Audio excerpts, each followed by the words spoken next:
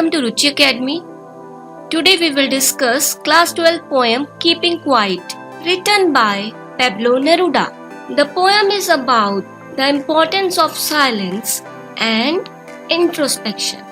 So इस poem में poet हमें दो चीजें सिखाना चाहते हैं, एक पीस, दूसरा इंट्रोस्पेक्शन. इंट्रोस्पेक्शन वैसे तो एक बहुत बड़ा वर्ड है जिसका अगर सिंपल मीनिंग देखें तो उसका मीनिंग होता है The act of thinking about your own actions and your inner thoughts.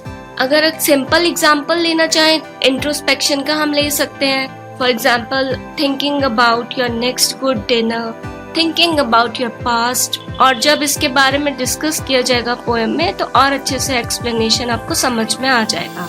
इस पोएम में पोएट स्टिलनेस और साइलेंस की बात करते हैं. Means stillness and silence will help the man in creating a feeling of mutual understanding among human beings. Basically हम कह सकते हैं पोएट हमें पीस और हार्मनी क्रिएट करने को कहते हैं.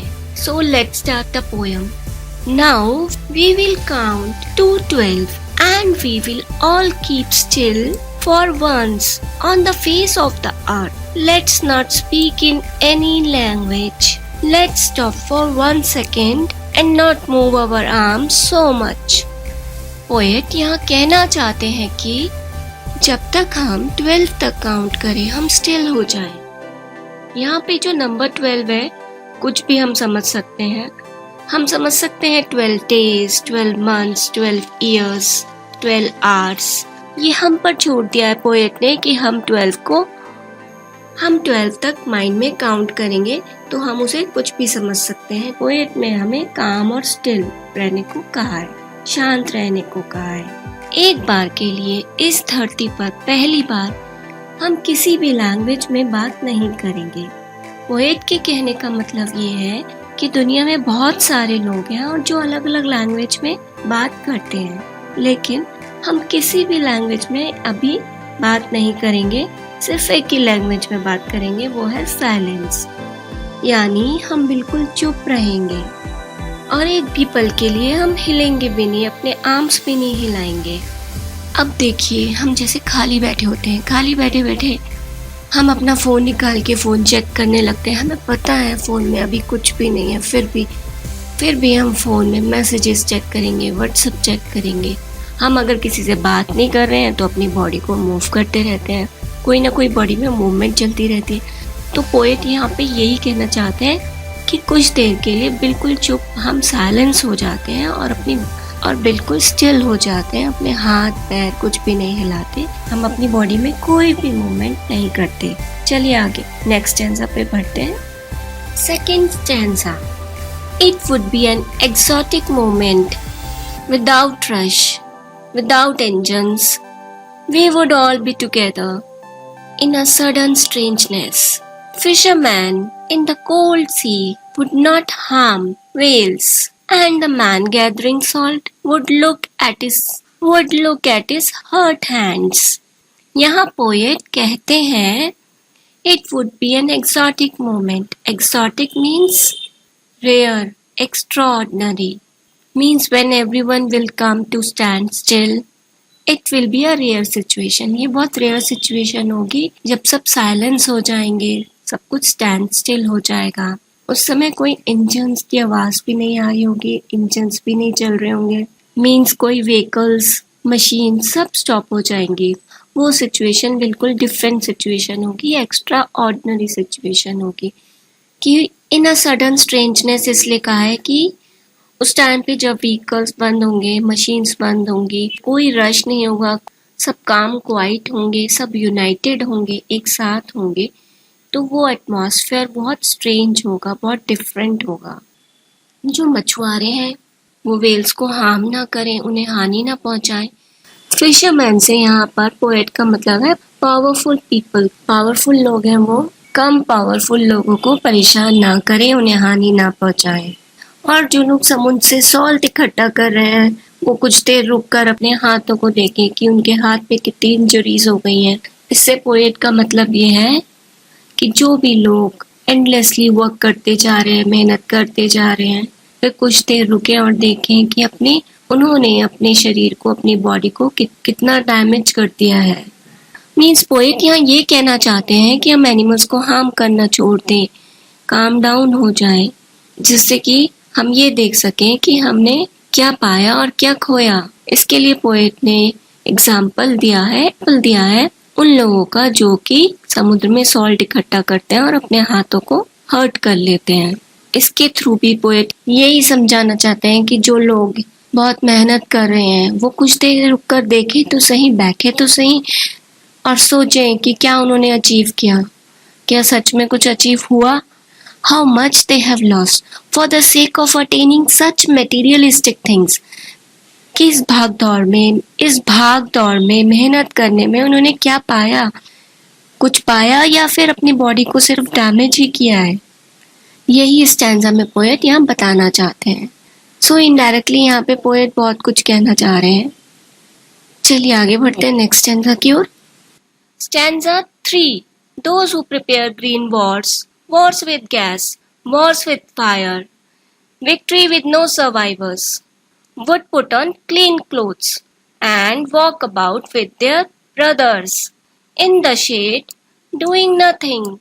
What I want should not be confused with total inactivity. Life is what it is about. I want no truck with death. यहाँ पे पोएट एक्सप्लेन करना चाहते हैं कि सभी तरह की वॉर्स रोक देनी चाहिए, सभी तरह के युद्ध रोक देने चाहिए। वॉर्स विद गैस मीन्स जो लोग पॉइजनस गैस से हमला कर देते हैं। वॉर्स विद फायर मीन्स जो वेपन से हमला करते हैं, यानी जो न्यूक्लियर बॉम्ब्स फेंक देते हैं। इस तरह के वॉर्स स्टॉप हो जानी चाहिए, रोक देनी चाहिए। पोएट यहाँ इनडायरेक्टली ये भी कहना चाह रहे हैं कि जो लोग हमारे एनवायरनमेंट को डैमेज कर रहे हैं, नेचर को डैमेज कर रहे हैं, डिफॉरेस्टेशन से, पेड़ काट के, जंगल काट के, माइनिंग से, डीप फिशिंग से, ये सारी एक्टिविटीज जो भी डैमेज कर रहे हैं हमारे एनवायरनमेंट को, ये सारी एक्टिविटीज को रोक देनी चाहिए। पोएट यहाँ पे यही रिक्वेस्ट कर रहे हैं लोगों से कि जो लोग वॉर में इन्वॉल्व हो रहे हैं, ऐसी विक्ट्री जिसमें कोई सर्वाइवर्स ना हो, कोई जिंदा ही ना रहे, ऐसी विक्ट्री का क्या फायदा। मीन्स एनवायरनमेंट जब डैमेज हो जाएंगे तो अर्थ पे लाइफ नहीं बचेगी।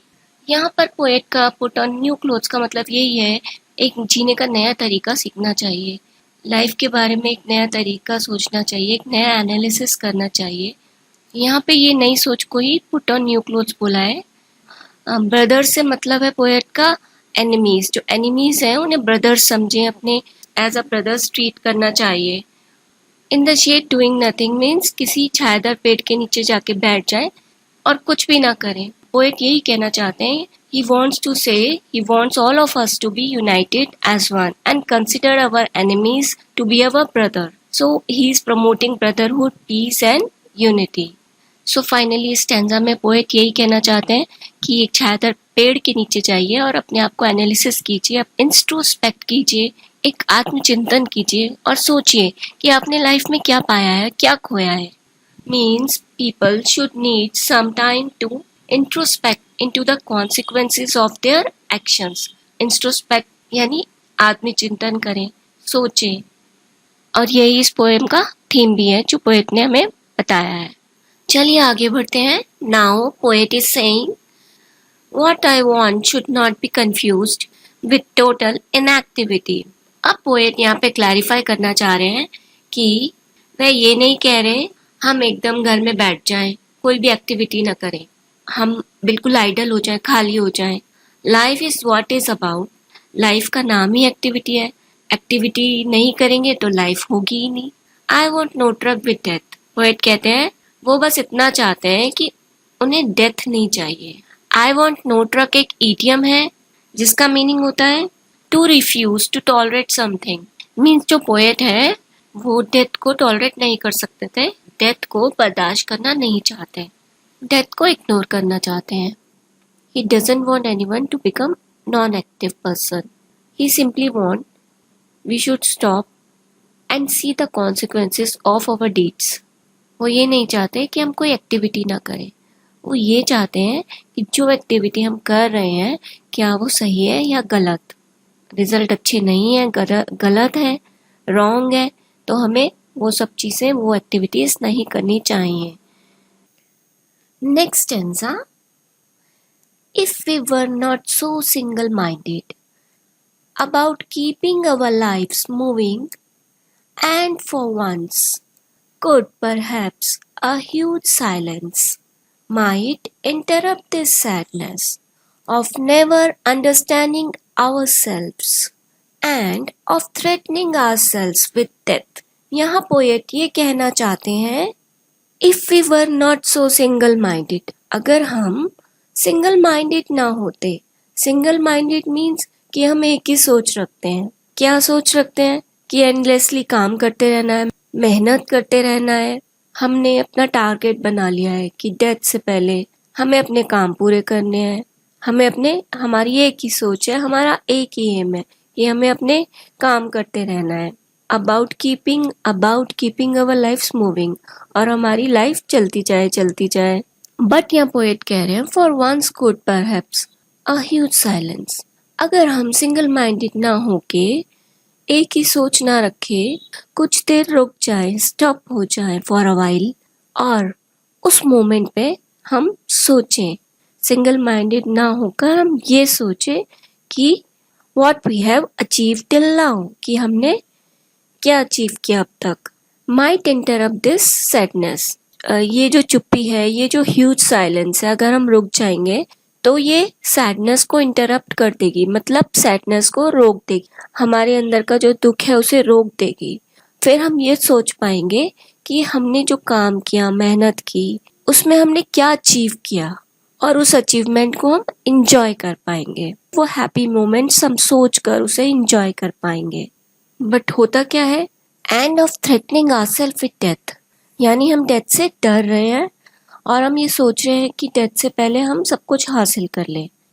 सो फाइनली यहाँ पे पोएट कहते हैं, अगर हम ह्यूज साइलेंस ले लें, हम इंस्ट्रोस्पेक्ट करें, हम डीपली एनालाइज करें, सोचें, सिंगल माइंडेड होके ना सोचें कि हमें अचीव करना है, सोचें कि हमने क्या अचीव किया है, अपने हैप्पी मोमेंट्स को सोचें, तो ये इससे क्या होगा, हमारी जो सैडनेस है वो इंटरप्ट हो जाएगी, रुक जाएगी, और हम अपने आप को समझ पाएंगे, अंडरस्टैंड कर पाएंगे, और हमारे मन में ये जो डेथ का डर है ये भी कम हो जाएगा, हम अपने आप को enjoy कर पाएंगे। Because the sadness of not enjoying what we have achieved and the greed to achieve what next is in the list to be achieved. List बनाना छोड़ दें, नेक्स्ट क्या अचीव करना है, इसको हम स्टॉप करें तो इससे हमारी सैडनेस स्किप हो जाएगी, और हमें अपने आप को समझने का मौका मिलेगा, एनालाइज करने का मौका मिलेगा। सो poet only wants to suggest that by keeping quiet we will able to understand the purpose of our lives, कि हमारे लाइफ का क्या पर्पस है, हमारा इंटरेस्ट क्या है, हॉबीज क्या है, उस पे हम बेहतर काम कर पाएंगे, बजाय इसके कि हम कंटिन्यूस काम करते जा रहे हैं कि हमारा इंटरेस्ट है या नहीं है। और अगर हम इंटरेस्ट से काम करेंगे तो लाइफ में आगे और अच्छे से बढ़ पाएंगे। आगे बढ़ते हैं नेक्स्ट स्टेंजा की ओर। Perhaps the earth can teach us, as when everything seems dead and later proves to be alive. Now I will count up to 12 and you keep quiet and I will go. अब तक तो आप समझ गए होंगे कि यहाँ poet क्या कहना चाहते हैं। पोएट की यहाँ पे यही टीचिंग है कि हमें नेचर से, अर्थ से कुछ सीखना चाहिए। अर्थ से यही सीखना चाहिए जैसे कि when everything seems dead, जब सब कुछ फ्रीज हो जाता है। कब हो जाता है फ्रीज अर्थ पे? लाइफलेस हो जाता है। कब हो जाता है? मोस्टली